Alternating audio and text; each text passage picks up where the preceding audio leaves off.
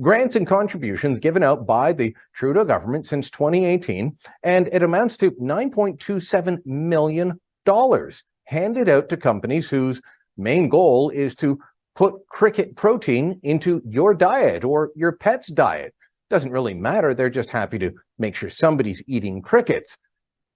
This is not what we were told was a conspiracy theory last year. It is, in fact, very real. There are companies in Montreal that have received the funds. There are companies in the Toronto area, in the eastern townships of Quebec, in Manitoba, in Calgary. But the biggest one of all is in London, Ontario, where Aspire Foods has been given $8.5 million for the construction of the world's largest cricket agricultural imprint. So this is where we enter the twilight zone. But it's a twilight zone, again, everything is a point of observation.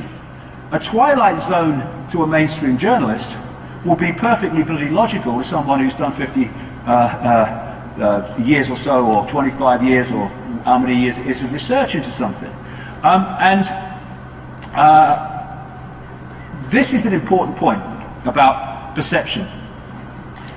One of the greatest ways that humanity is controlled is by the suppression of the sense of the possible.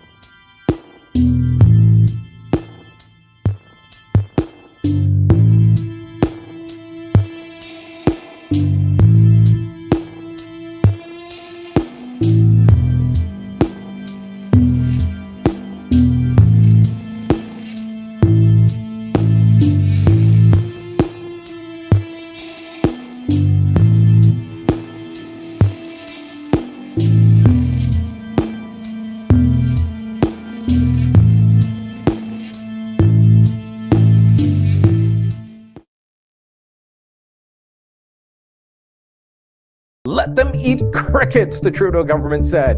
Hi, I'm Brian Lilly, political columnist for the Toronto Sun. You might have heard the rumor last year, that wild conspiracy theory that the government and the world elites backed by the World Economic Forum just wanted us to be eating bugs. There were cricket plants being put up all over the place to get us eating cricket protein, a nice, natural, healthy, economically and environmentally sustainable way to get protein into our diets. Well, we were assured that was all just a conspiracy theory. This is stuff dreamed up on the... Right.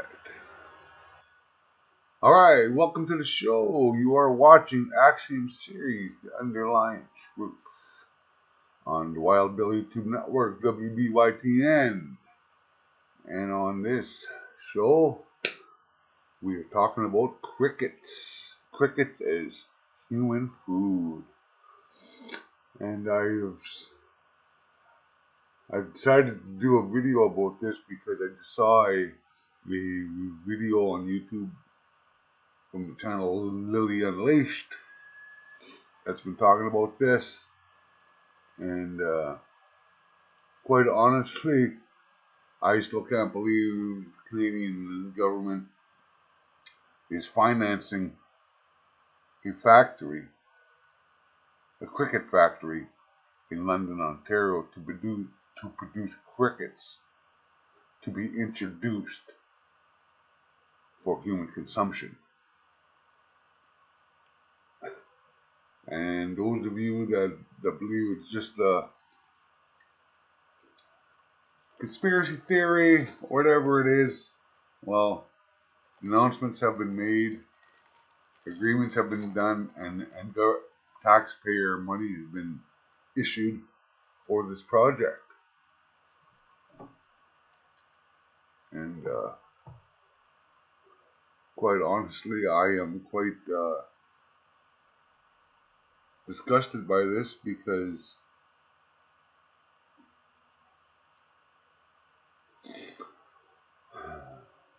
people shouldn't be eating bugs. People shouldn't be forced to eat bugs. And let's continue on here and see what else Mr. Lilly has to say about all this. Up on the fever swamps of the far-right governments. Wow, how can they do that? And then along comes the Canadian Taxpayers Federation, who did great work at looking at government documents. This is a massive project, and the government's own contribution agreement with Aspire says that it is for pet food, but also for human consumption. Here's what Aspire says on their website. Quote, research indicates that 1 in 5 Americans have tried crickets, and more than half of adults can be persuaded to consume them in their diet, a trend that continues to increase as more consumers seek healthier and environmentally superior proteins. Oh, crickets for human consumption. What can you say about that? Except that it's wrong.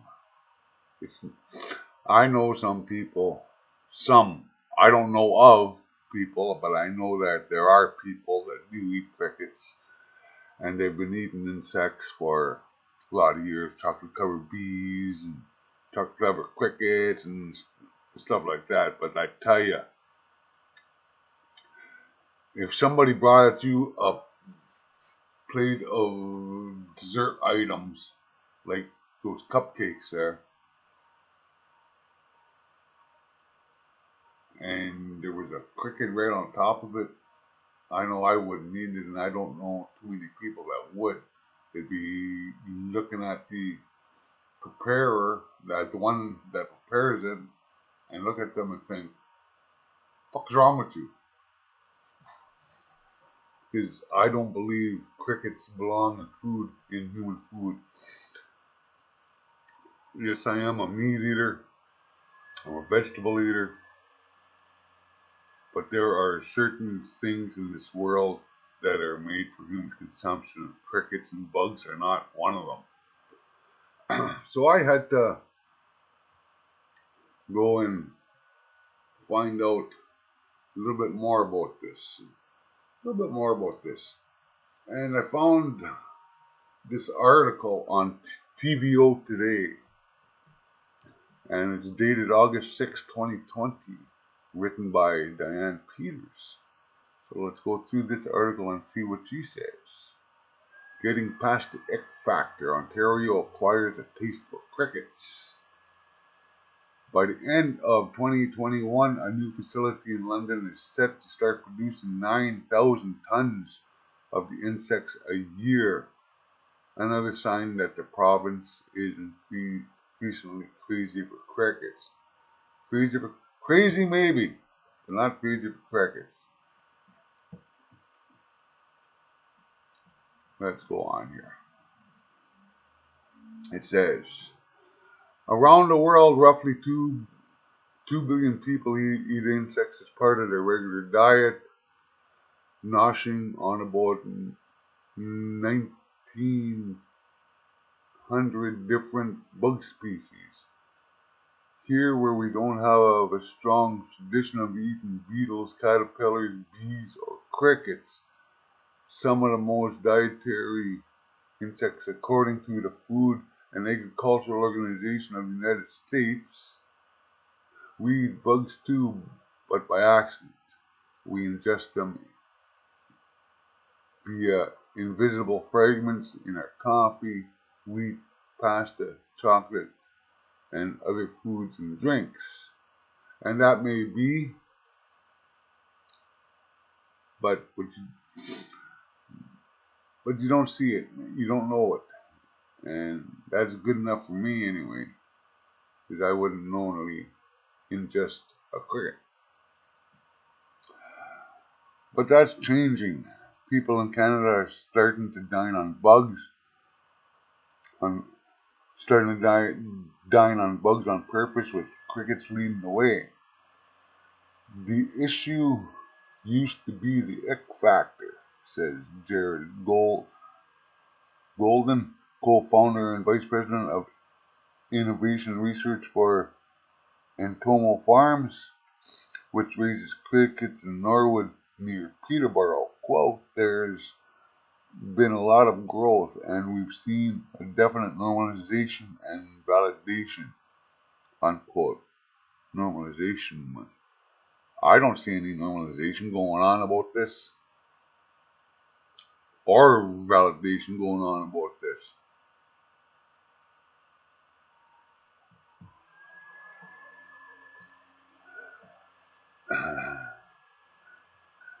Entomo runs one of the largest cricket farms in the world. About 100 million bugs live in 3 barns that span 60,000 square feet. Next month, Aspire Food Group, which was founded by Canadians and formerly based solely in Austin, will break ground on a new facility in London. Set to open by the end of 2021, it will produce 9,000 tons of crickets a year in its 100,000 square foot facility, and then ship powders and flowers across North America. So you see, it's being even forced on us. It's being forced on us, which is being financed by the liberal government, who have shown a desire to undermine democracy, undermine the people, and just force upon the people what they want. It looks as if Ontario is about to become the cricket capital of the world, as well as being home to other big players.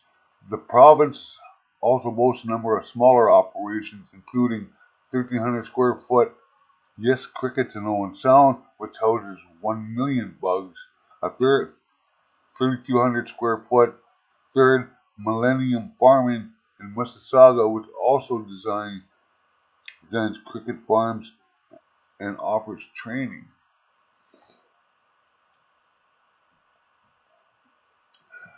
Most sectors would prefer to keep competitors out of the market, but not this one, says Yes Cricket founder Joel Sholdis.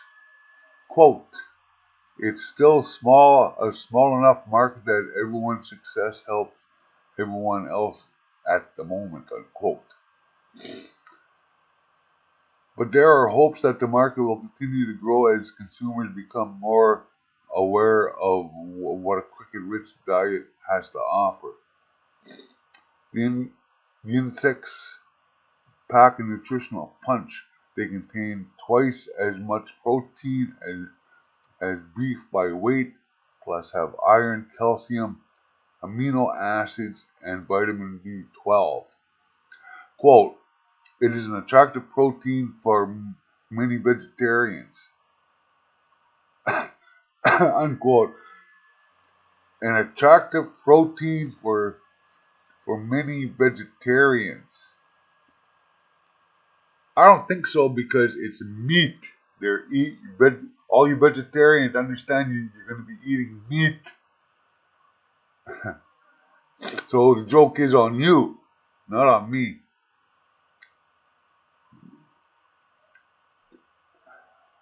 So it's an attractive protein for many vegetarians, unquote, as they lack B12 in their diets, says Matt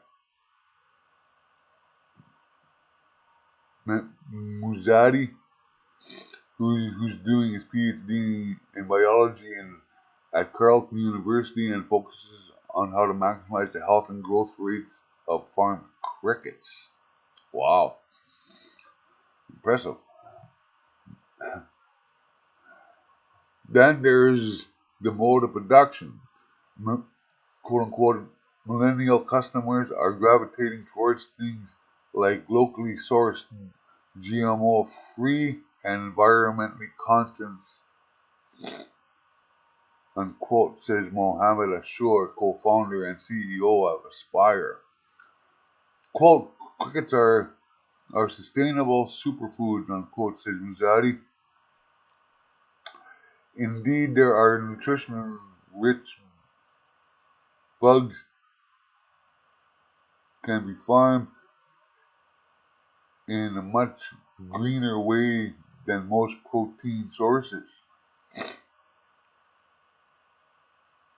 Well, when I think of protein, I think of meat, I think of eggs. And what's more green than having the beef graze in fields and chickens being raised on chicken feed? That's pretty green to me. They can be raised in just about any indoor facilities, including one basement. You raise I've raised crickets as food for a pet animal. I can't remember what the name of that pet I had. Sholdis, for instance, farms his crickets in an industrial building on the outskirts of town. They live in so-called cricket condos, which resemble cardboard wine bottle dividers. Basement farmers will use actual wine dividers or egg cartons and offer simple places to hide. Muzadi says the crickets require 12 times less water to raise them than cows and 9 times less than pigs. I'd still rather eat a pig and a cow than a cricket. While they later eggs on peat moss, crickets otherwise don't need soil and can eat either pre-made cricket food or kitchen scraps plus some water. That's it. Taste-wise, they get good reviews. Mrs. Zadi got into crickets while an undergraduate at the University of Gaul. Starting in 2017, he helped run Golf Bug Day, an on-campus event featured students sampling crickets usually for the first time. Quote, when people tried them, they were apprehensive at first, then the most common response I got was, hey, that's actually good. I personally have yet to see a Pepsi taste test like that.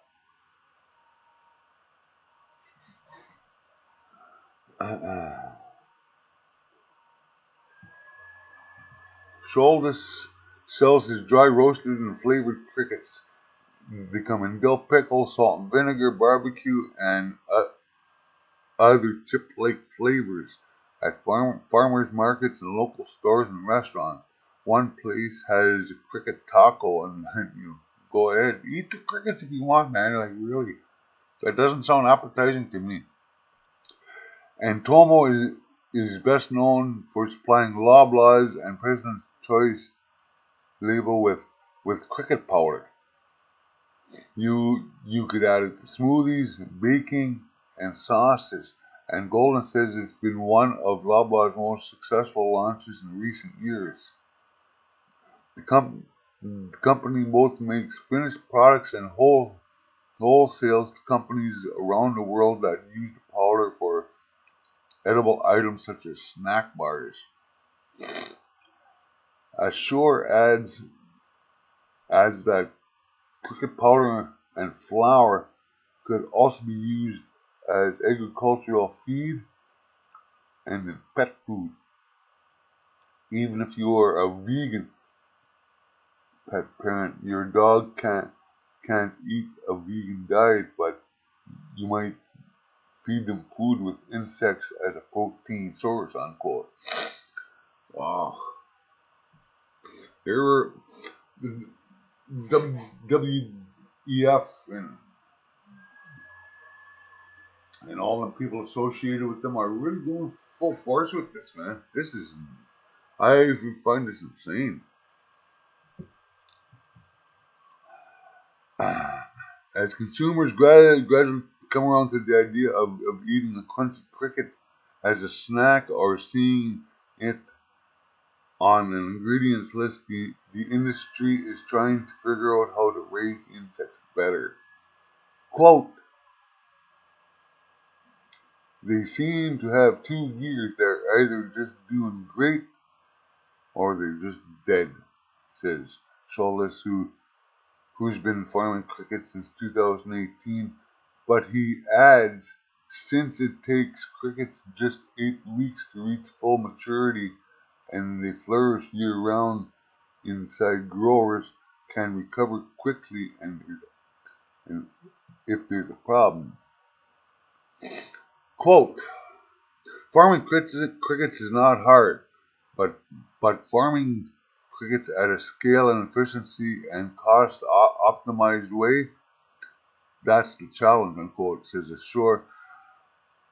Aspire has been growing crickets in Austin in mainly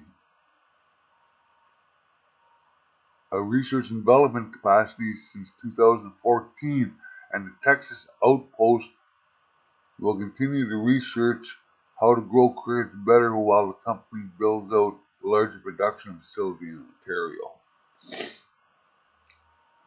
Atomo Foods, which has raised crickets in 2014, has recently been working with Muzadi to figure out how to optimize production.